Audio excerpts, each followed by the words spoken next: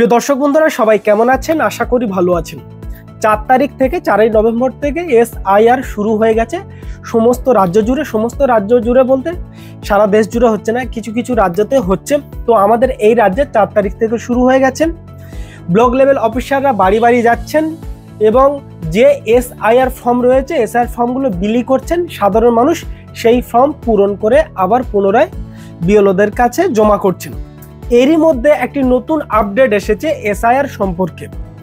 গত একটি ভিডিওতে আমি আলোচনা করেছিলাম যে যারা কাজের সূত্রে হোক বা অন্য কোনো কারণে হোক, কেউ স্টুডেন্ট হতে পারে বা পরিযায়ী শ্রমিক, দেশের বাইরে থাকতে পারেন, কেউ এই রাজ্যের বাইরে আছেন, তাদের ক্ষেত্রে কি হবে? তারা কি এসআইআর ফর্ম ফিল আপ করতে হলে সেখানে স্বাক্ষর করতে হলে মানে সই বা সিগনেচার করতে হলে বাড়ি আসতে হবে?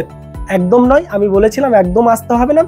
কারণ যেখানে সই করার অপশন রয়েছে আবেদনকারীর, তার পাশে আরও একটি অবলিক দিয়ে অপশন রয়েছে। যদি না থাকে তাহলে বাড়ির কোনো মেম্বার, বাবা হতে পারে, ঠাকুরদা হতে পারে, মা হতে পারে, বড় দাদা হতে পারে, কেউ সিগনেচার করে পাশে কি সম্পর্ক রিলেশনশিপ লিখলে হয়ে যাবে। আপডেট এই জায়গাটি এখানেই শেষ নয়। বিএলওরা সেই আবেদনকারীকে কনফার্ম হওয়ার জন্য ভিডিও কলে দেখতে চাইতে পারেন। তো ভিউয়ার্স, এই খবরটি আজকে বর্তমান পত্রিকায় প্রকাশিত হয়েছে। খবরটি আমি আপনাদেরকে পড়ে শোনাই, তাহলে আমার মনে হয় আপনাদের কাছে বিষয়টি আরো ক্লিয়ার হয়ে যাবে যে কি নতুন আপডেট এসেছে, যে বিশেষ করে যারা কাজের সূত্রে বা অন্য কোনো কারণে বাইরে রয়েছে তাদের ক্ষেত্রে কি আপডেট এসেছে।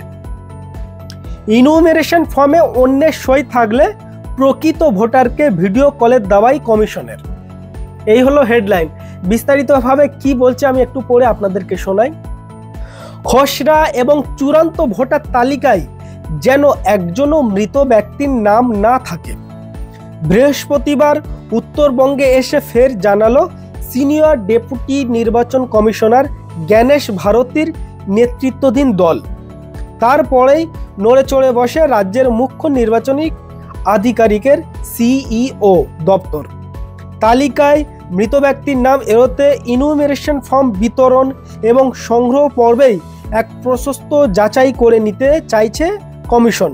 ফলে যাদের ফর্ম তাদের নিকট আত্মীয় সই করে জমা দেবেন তাদের ক্ষেত্রে একাধিকবার যাচাই বা ক্রস চেক করে নেওয়ার নির্দেশ দেওয়া হলো প্রতিটি জেলাকে।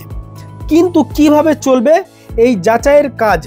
সূত্রের খবর, বৃহস্পতিবার এই মর্মে রাজ্য সিও দপ্তরের তরফে জেলা শাসক বা ডিইওদের একটি হোয়াটসঅ্যাপের বার্তা পাঠানো হয়েছে।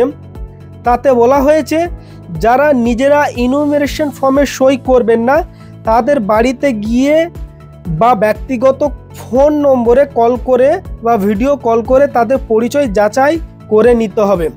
এই বার্তাতে পরিষ্কার বলে দেওয়া হয়েছে যে তালিকায় মৃত ব্যক্তির নাম এড়োতে এই পদক্ষেপ করা হচ্ছে। এই হলো আজকের বর্তমান পত্রিকার খবর, যা আমি আপনাদেরকে পড়ে শোনালাম।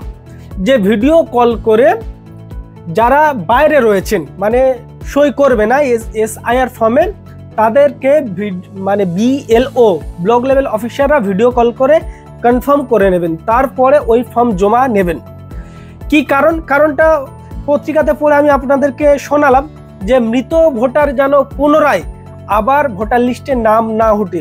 যদি অনেকে চিট করে যে কেউ মারা গেছে মানে রাজনৈতিক স্বার্থে, যদি কেউ মারা গেছে কোনো ফ্যামিলিতে, তো বিএলও তো জানে না ওই বাড়িতে কেউ মারা গেছে, তো তাকে কি বলা হবে যে এই ব্যক্তি বাইরে রয়েছেন কাজের সূত্রে, ওনার জায়গায় কেউ সই করে পাশে রিলেশনশিপ কি সম্পর্ক বলে দিল, তার নামটি আবার পুনরায় ভোটার লিস্টে উঠবেন।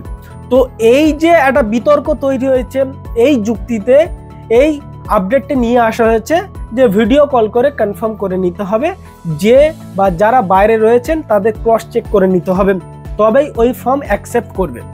তো ভিউয়ার্স, কি আপডেট হয়েছে আজকের ভিডিওতে আমি আপনাদেরকে শোনালাম। সবাই ভালো থাকবেন, সুস্থ থাকবেন, ধন্যবাদ।